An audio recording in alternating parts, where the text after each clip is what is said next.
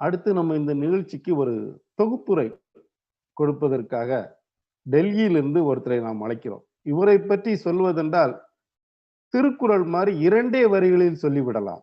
இவர் கடவுளை வணங்காத நாள் உண்டு, ஆனால் காமராஜரை நினைக்காத நாள் இல்லை. திரு பழனிராஜ் அவர்களை அன்போடு அழைக்கிறோம். வணக்கம் சார். வணக்கம், அனைவருக்கும் வணக்கம். வாய்ப்பு தந்த நல்ல உள்ளங்களுக்கு நன்றி.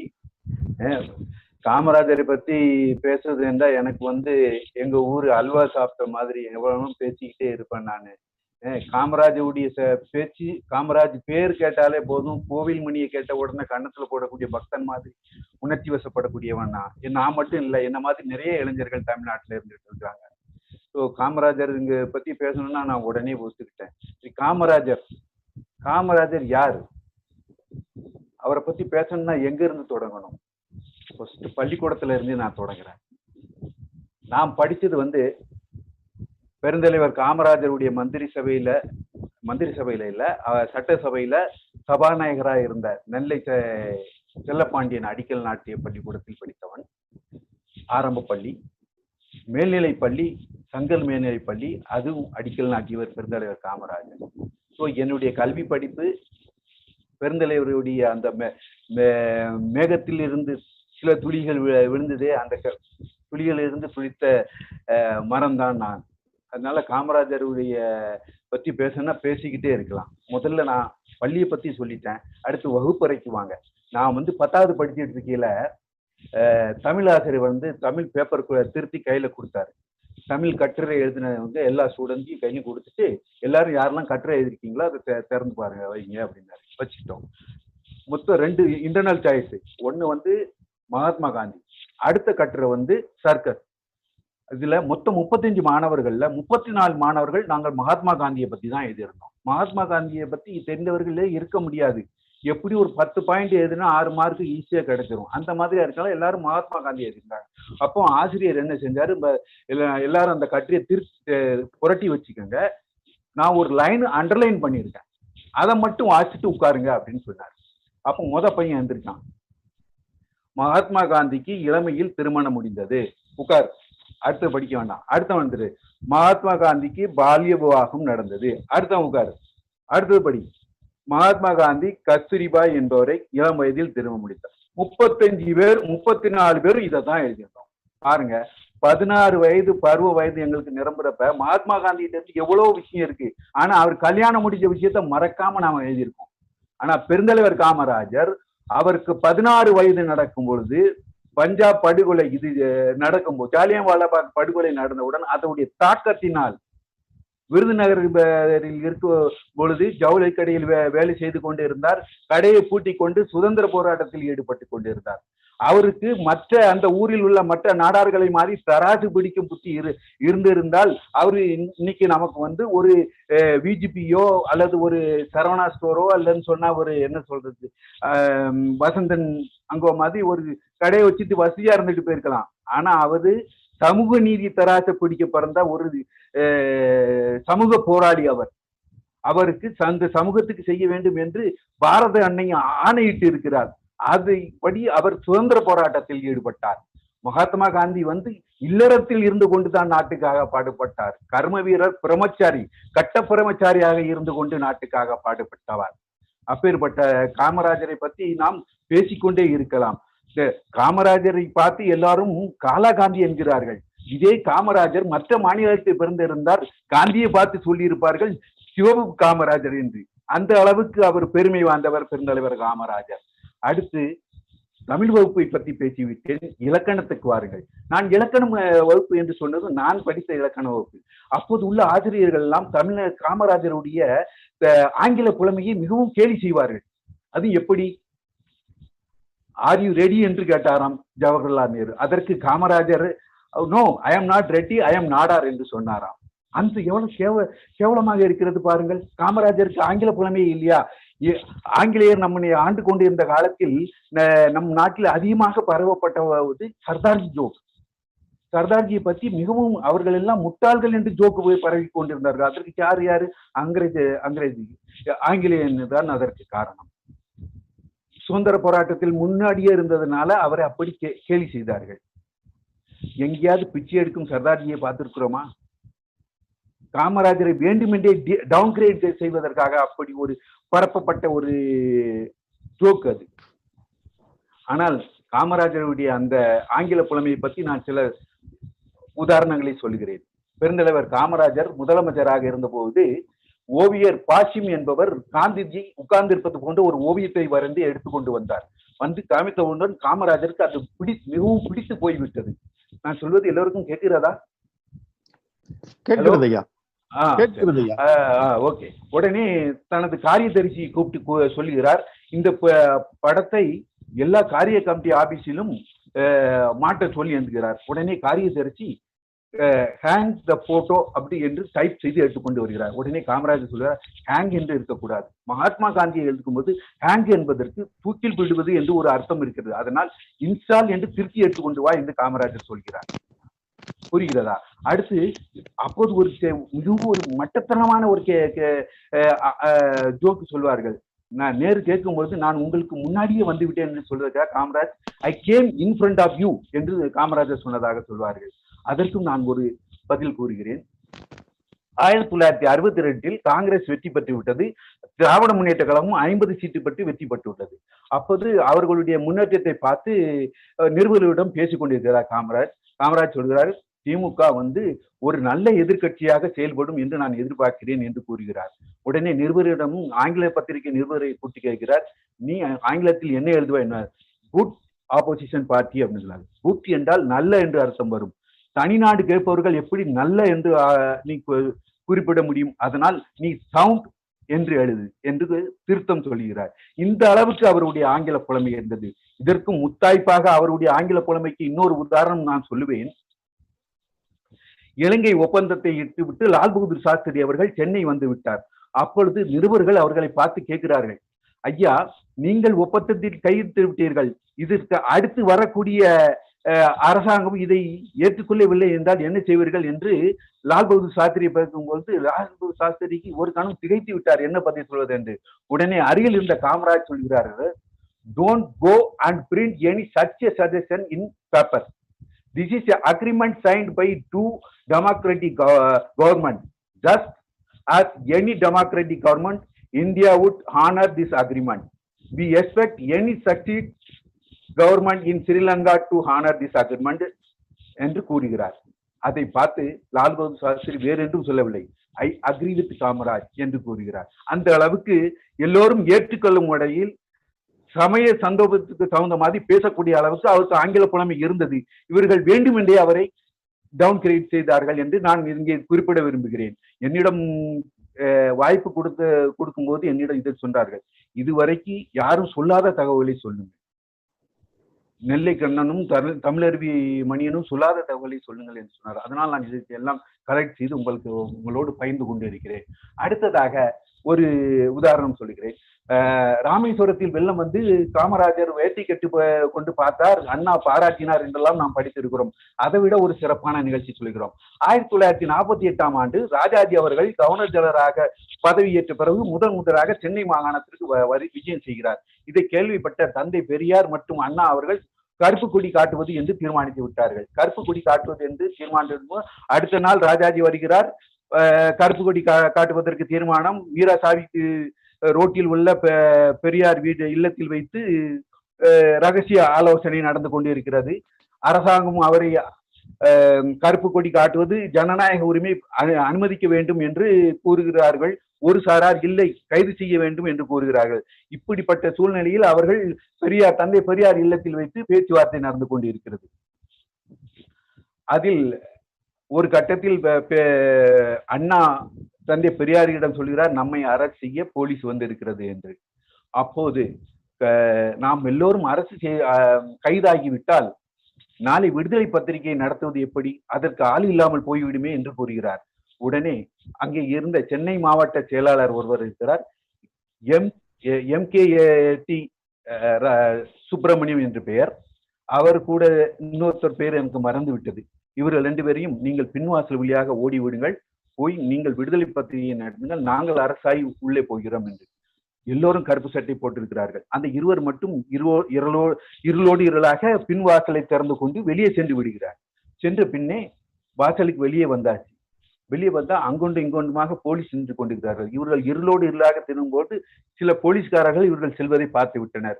கருப்பு சட்டை வேறு அணிந்திருக்கிறார், ராஜாஜி எதிர்ப்பாளர் என்று இவர்களை பின்தொடர்கின்றனர். இவர்கள் மெதுவா நடக்கிறார்கள். போலீசாரர்களும் தொடர்ந்து கொண்டு வருகிறார்கள். ஒரு கட்டத்தில் அவர்கள் ஓட ஆரம்பித்தார்கள். இது நடந்தது வீராசாமி ரோடு. இவர்கள் ஓடிக்கொண்டே இருந்தார்கள். போலீஸும் துரத்தி கொண்டே இருக்கிறது. அப்போது உள்ள போலீஸ் இப்போ உள்ள போலீஸ் மாதிரி கிடையாது. தொப்பையும் தொந்தியுமாக இல்லை. அவர்கள் நிக்கர் தான் போட்டிருந்தாரு, ஆப் டவுசர் தான் போட்டிருந்தாரு. ஒரு கட்டத்தில் விசில் ஊதி கொண்டு பின்னாடியே ஓடி விட்டார்கள். ஓடியவர்கள் அங்கிருந்து ஓடியவங்க நரசிங்கபுரம் என்ற இடத்தில் அலைகிறார்கள். அங்கே காங்கிரஸ் அலுவலகம் இருக்கிறது. அதன் உள்ளே நுழைந்து விட்டார்கள். நுழைந்த பிறகு தயங்கி தான் உள்ளே நுழைந்தார். உள்ளே நுழைந்தால் அங்கே யார் இருக்கிறார்? ஆம், நமது கதாநாயகர் பெருந்தலைவர் காமராஜர் டெலிபோனில் உரை பேசிக் கொண்டு இருக்கிறார். இவர்களை பார்த்தவுடன் டெலிபோனை ஐசி பொத்தி கொண்டு, யாரங்கே போய் 2 கிளாஸ் ஐஸ் போட்டு சர்பத்து கொண்டு வா என்கிறார். இவரை அழைத்து உட்காத்தி வைத்துக் கொண்டு, என்ன உங்க 2 பேரையும் பின்வாசல் வழியா வர சொல்லிட்டாங்களா? நாளைக்கு பத்திரிக்கை நடத்தணும் இல்ல? சரி, உங்களை ஒருத்தரும் ஒண்ணும் பண்ண மாட்டாங்க அப்படின்னு சொல்லிட்டு சர்பத்தை குடிக்க வச்சு வாசல் வழியை வந்து வழி அனுப்பி வைக்கிறார். காமராஜரோடு உரையாற்றி செல்வதை பார்த்த போலீஸ்காரர்கள் பின்தொடர்வதை விட்டு விட்டார்கள். காமராஜரின் பெருந்தன்மையை பாருங்கள். இதே இந்த காலத்தில் அரசியல்வாதியாக இருந்த ஐயா, எல்லாரும் கேட்கின்றீர்களா? இந்த காலத்து அரசியல்வாதியாக இருந்தால் என்ன செய்வார்கள்? என்னை கொல்வதற்கு திகாவினர் என் இல்லத்திற்கு வந்தார்கள் என்று அறிக்கை விடுவார்கள். ஏதாவது இப்படி இருக்கும். இல்லை என்றால் இன்றோடு செய்கிறார்கள், மாற்றுக் கட்சியில் இருந்து தாய் கழகத்தில் வந்து சேர்வதற்கு வந்திருக்கிறார்கள் என்று அறிக்கை விட்டிருப்பார்கள். அப்படி எதுவும் நடக்கவில்லை. பெருந்தன்மையாய் நடந்து கொண்டவர் காமராஜ். இதை நவசக்தி இதழில் திகாவினர் சொல்லி பதிவு பண்ணிய புத்தகம் என்னிடம் இருக்கிறது. காமராஜர் தன்னுடைய எதிரிகளை நன்றாக புரிந்து வைத்திருக்கிறார். அவர்களுக்கு மக்கள் நலம் என்று வரும்போது அவர்களோடு சமரசம் செய்வதில் ஒரு காலம் தவறு இல்லை. இது எல்லோரும் அறிந்த விஷயம். ஆனால் துரோகிகளை கவனிப்பதில் அவர் தவறிவிட்டார் காமராஜர். அதற்கு பல உதாரணங்கள் சொல்ல முடியும். அது நிகழ்கால அரசியல்வாதிகளை பார்க்க என்பதால் நான் அதை நிறுத்திக் கொள்கிறேன். இருந்தாலும் ஒரே ஒரு உதாரணத்தை சொல்ல விரும்புகிறேன். பண மதிப்பு குறைப்பது சம்பந்தமாக இந்திரா காந்தி முடிவு எடுத்து விட்டார். பெருந்தலைவருக்கு தெரிய வருகிறது. போய் அவரோடு விவாதம் செய்கிறார். இதை ஒரு 6 மாதத்துக்கு தள்ளி போடலாமே என்று கூறுகிறார். அதற்கு இந்திரா காந்தி ஒத்துக்கொள்ளவில்லை. நான் அமைச்சரவையில் ஒப்பந்தம் வாங்கிவிட்டேன். அதாவது என்னுடைய கவர்மெண்ட், காமராஜர் நியமித்த இந்திரா காந்தி சொல்கிறார், என்னுடைய கவர்மெண்ட் ஒப்புதல் வாங்கிவிட்டு கட்சியுடைய ஒப்புதல் எனக்கு தேவையில்லைன்னு சொல்கிறார். அதிலிருந்து காமராஜருக்கும் இந்திரா காந்திக்கும் மன உளைச்சல் ஆகிவிட்டது, ஏற்பட்டு விட்டது. தெற்கே நிஜலிங்கப்பா காமராஜர் என்றாலும் ஒருங்கிணைந்து செயல்பட ஆரம்பித்தனர். காமராஜரின் ஒவ்வொரு அசைவையும் இந்திரா காந்தி அறிந்து வைத்திருந்தார். அது எப்படி? காமராஜரும் நிஜலிங்கப்பாவும் காரில் செல்லும் பொழுது அவர்களுக்குடைய என்ன உரையாடல் நடைபெறுகிறது என்று உடனிருந்த டிரைவர் மூலியமாக போயிருக்கிறது. இதை எனக்கு ஒரு நபர் கூறினார். அந்த டிரைவர் பேரும் எனக்கு தெரியும். ஆனால் அந்த டிரைவர் வருங்காலத்தில் காங்கிரஸில் மிகப்பெரிய எம்பி ஆகி ஒரு 2 வருடத்துக்கு முன்புதான் அவர் இறந்தார். ஆங்கிலேயனிடம் அடிபட்டு மந்திரியான காலமெல்லாம் போய் கோழி மூட்டினவரும் சமையல்காரங்களும் புகழ்பெற்றனதெல்லாம் அதற்கு பின்னரே தான் வந்தது. அதனால்தான் காங்கிரஸ் வளரவில்லை தமிழ்நாட்டில் இன்று வரை. சரி, துரோகிகளை பற்றி சொல்லிவிட்டேன். அடுத்து பெருந்தலைவர் பட்டம் எதனால் கிடைத்தது என்று அருள் தந்தை இதற்கு முன்பு கூறினார்கள். நான் கர்ம வீரர் பட்டம் எப்படி கிடைத்தது என்று கொஞ்சம் விளக்கம் சொல்ல விரும்புகிறேன். சேலம் மாவட்டத்தில் மோகனூர் என்று ஒரு கிராமம். அங்கே நல்ல செழிப்பாக உள்ள கிராமம். காய்கறிகள், பூக்கள் எல்லாம் நல்லாக விளையும். ஆனால் துரதிர்ஷ்டவசமாக அதை மார்க்கெட்டுக்கு எடுத்து செல்வதற்கு சரியான சாலை வசதியும் பாலம் வசதியும் இல்லை. இதை அமைத்து தர எல்லா அமைச்சர்களிடமும் அவர்கள் மனு கொடுத்தார்கள். காமராஜர் முதல் மந்திரி ஆனதுக்கு அப்புறம் முதல் மந்திரி வருகிறார். 9 மணிக்கு கூட்டம். அவர் வந்து சேர்றதுக்கு 11 மணி ஆகிவிட்டது. பல காரணங்களாக ஆகிவிட்டது. ஆன பிறகும் மீட்டிங் முடிஞ்சு 2 மணி ஆகுது. மேடையை விட்டு கீழே இறங்கி வருவார். அந்த ஜனங்க நிற்கிறாங்க. இவங்கெல்லாம் யாருன்னாங்க. அப்போ உடனே பாலத்தை பத்தி சொல்றாங்க. நாங்க ரொம்ப நாளாம பாலத்துக்கு அப்ளிகேஷன் கொடுத்துட்டு இருக்கோம், ஒருத்தரும் பண்றது இல்லை அப்படின்னா. அங்கிருந்து எவ்வளவு தூரம், ஒரு 2 பல்லாங்கு தூரம் இருக்கும் அப்படின்னா. அப்போ சொன்னா வாங்க போய் பார்த்துடலாம் அப்படிங்கிறாரு. மணி 2. இவர் சொல்ல வாங்க போய் பார்க்கலாம். இல்லைங்கய்யா ரொம்ப இல்லப்பா வாங்க போகலாம்னா, ஐயா நீங்க கார்ல போங்க நாங்க நடந்து வரோம். இல்ல உங்களோட பேசிக்கிட்டே நடந்து வரேன் அப்படின்னு சொல்லிட்டு 2 பல்லாங்க தூரம். நான் இப்ப என்ன செய்ய போறேன், கெஸ்ட் ஹவுஸ்ல போய் தூங்க போறோம்னே, அதுக்கு உங்களோட பேசிட்டு போலான்னு சொல்லி நடந்து போறாராம். அது சொல்லுவாங்க இல்லையா, மெய் வருத்தம் பாரார் பசி நோக்கார் கண் தூஞ்சார் சொல்லுவாங்கல்ல, கர்மமே கண்ணா என்னார். அப்படி வாங்கினதுதான் கர்மப்பட்டோம். ஏதோ விஜய் டிவி கொடுத்தோ யாராவது சினிமா தயாரிப்பாளர் கொடுத்ததோ இல்லை. சரியா? சரி, கர்ம வீரர் பட்டம் புகழ் பெற்றது உன்னாலே, உன் செயலாலே. கிங்மேக்கர் பட்டம் பெற இல்லை உன் பின்னாலே. கிங்மேக்கர் பட்டம் பெற அவருக்கு பின்னாலே யாருமே இல்லை. ஓகே, அடுத்த விஷயத்துக்கு வருவோம் வாங்க. சுதந்திர போராட்டம் நடந்துட்டு இருக்கு. நேருஜி வந்து சென்னைக்கு வந்திருக்கிறாரு. இரவில் சத்தியமூர்த்தி வீட்டுல தூங்கிட்டு இருக்காரு. அப்போ காங்கிரஸ் தொண்டர் ஒருத்தர் திண்ணையில தூங்கிட்டு இருக்கப்ப ஒரு கட்டத்துல அந்த தொண்டர் விடும் குரட்டை சத்தம் நேருஜிவால தூங்க முடியல. எந்திரிச்சு சத்தியமூர்த்திட்டு, யார் இது இந்த மாதிரி குரட்டை சத்தம் விட்டுட்டு இருக்கா, ஒண்ணு அந்த ஆள் அனுப்பு, இல்லைன்னா என் பெட்டை கொண்டு போய் மெரினாவில் கொண்டு போய் போடு, என்னால இங்க தூங்க முடியாது அப்படிங்கிறாரு. உடனே சத்தியமூர்த்தி வெளியே வந்து அவரை வெளியே அனுப்பி வைப்பாரு. அந்த தொண்டர் வேற யாரும் இல்ல, பெருந்தலைவர் காமராஜ். அப்பேற்பட்ட தொண்டருக்கு அது வருடம் 1961 சென்னை மாநகராட்சியில அண்ணா அப்ப வந்து தீர்மானம் போடுறாங்க. போட்டு காமராஜருக்கு ஒரு சிலை, அந்த அளவுக்கு ஒரு கண்ணியமான அரசியல் அந்த காலத்துல நடந்திருக்கு. அண்ணாவுக்கும் காமராஜருக்கும் ஒரு அண்டர்ஸ்டாண்டிங் இருந்திருக்கு. தீர்மானம் போட்டு காமராஜர் சிலையை திறந்து வச்சாங்க. திறந்து வச்சுட்டு காமராஜரை பத்தி ரொம்ப உயர்வா பேசுறாரு. என்ன பேசுறாரு நேருஜி, அது பேசினா ரொம்ப என்னுடைய பேச்சு நீண்டு கொண்டே போகும். மீட்டிங் தேசிய கீதம் பாட முடிந்த பிறகு உச்சி வெயில்ல கீழே இறங்கி அந்த சிலையை சுத்தி சுத்தி பார்க்கறாங்க காமராஜர். ஒவ்வொரு அழகா பார்த்துட்டு, உயிரோட இருக்கவங்களுக்கு நான் சிலை திறக்கிற வழக்கம் எனக்கு கிடையாது, இருந்தாலும் இந்த மனிதனுக்காக நான் இதை ஒத்துக்கொண்டேன் சொல்லிட்டு மக்கள் தலைவருங்கிற பட்டம் அவருக்கு அன்னைக்குதான் ஜவஹர்லால் நேரு கொடுக்கிறார். ஐயா எல்லாரும் கேக்குறீங்களா? என் சத்தம் உங்களெல்லாம் வந்து சேருதா? நிச்சயமா ஐயா, எல்லாம் கேட்டுக்கொண்டுதான் இருக்கிறோம். Okay okay.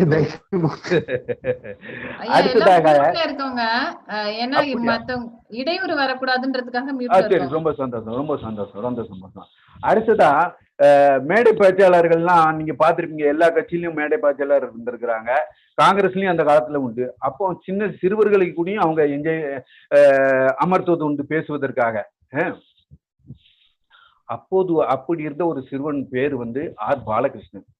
அவர் காமராஜர் பேசுறதுக்கு முன்னாடி மேடையில பேசிட்டு இருக்காரு. அதுக்கு முன்னாடி காமராஜருடைய காரு அங்க வந்து அந்த பேச்சு கேட்டுட்டே இருக்கிறார் காமராஜர்.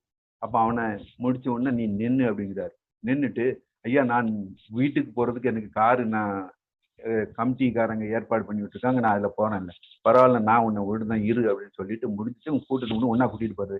இந்த வயசுல உனக்கு எதுக்கு இது?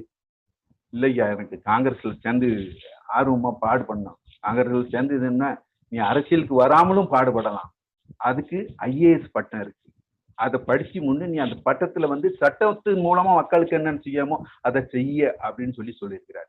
இந்த காணொலி ஒண்ணு யூடியூப்ல இருக்கு. நான் அதை கண்டிப்பா நான் உங்களுக்கு முடிஞ்சா பண்ணுறேன். அவர் வந்து வேற யாரும் இல்லை, ரிட்டையர்டான ஆர் பாலகிருஷ்ணன் ஐஏஎஸ் ஆபீசர். காமராஜரால் நான் ஐஏஎஸ் ஆபீசர் ஆனேன்னு சொல்லிட்டு, இதெல்லாம் கேட்க முடியாத தகவல். அடுத்து நான் சொல்லக்கூடிய ஒரு விஷயம் வந்து, நான் திருநெல்வேலியை சேர்ந்தவன். அப்ப வந்து என்னன்னா, இப்பெல்லாம் ஜாதி வாரியா தலைவர்கள் ஜாதி வாரியா அமைச்சர் பதவியை கொடுக்காங்க. அப்பெல்லாம் அப்படி இல்லை. அப்ப வந்து ஒரு மந்திரி கொடுத்தா அவர் இருக்கக்கூடிய அந்த ஜோன் அந்த ரீஜன்ல ஒரு 4-5 டிஸ்ட்ரிக்ட் அவர் கவர் பண்ணக்கூடிய மாதிரி பார்த்துதான் மந்திரி பதவி கொடுக்கறது அந்த காலத்துல வழக்கம். அப்படி கொடுக்குறப்ப திருநெல்வேலி ஏரியாவுக்கு கவர் பண்ணக்கூடிய அளவுக்கு ஒரு மந்திரி இல்லை.